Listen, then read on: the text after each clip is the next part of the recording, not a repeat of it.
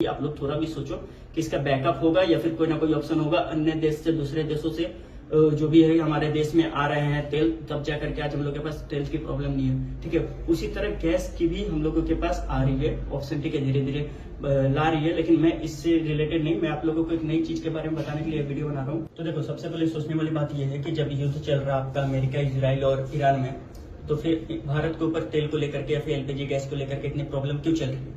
तो फिर मैं आप लोगों को बता दूं कि इंडिया में या फिर अगर आप दुनिया की बात करो ना, तो दुनिया में सबसे ज्यादा तेल प्रोवाइड करता है वो है आपका मिडिल ईस्ट। ठीक है, तो कम से कम आपका 30% तेल मिडिल ईस्ट से ही निकलता है और भारत अपनी जरूरत का लगभग 85 से 90% तेल वही मिडिल ईस्ट से मंगवाता है। तो जैसा कि अभी तो आप लोग समझ गए होंगे, युद्ध अगर दूसरे देश में चल रहा है, मिडिल ईस्ट में चल रहा है, तो उसका प्रभाव इंडिया पे क्यों पड़ रहा है। ठीक है, ये तो एक बेसिक नॉलेज वाली बात हो गई, लेकिन अभी हमें समझना है कि हम लोग इससे बाहर कैसे निकले। ठीक है, अभी जो अफवाह चल रही है उसमें हम लोगों को कैसे नहीं पड़ना और क्या चल रहा है देश में। ठीक है, क्या और शॉर्टेज बढ़ने वाली है, ये न्यूज सही है फिर क्या है, तो इसके लिए मैं आपको बता दूं। ठीक है, कि इंडिया, देखो हम लोगों को तो कभी भी शॉर्टेज पड़ने वाला है नहीं, क्योंकि अगर मिडिल ईस्ट इंडिया से ना, मिडिल ईस्ट से अगर सरकार 85 से 90% मंगवा रहा है, ठीक है, तेल या फिर एलपीजी गैस, तो वही 20% या तो खुद के पास है या फिर कोई और देश से मंगवा रहा है। ठीक है, तो मान लीजिए कि अगर इधर में कुछ शॉर्टेज या फिर कुछ प्रॉब्लम हो तो हम लोग बाहर से भी मंगवा सकते हैं, दूसरे देशों से भी मंगवा सकते हैं, हमारी सरकार मंगवा सकती है।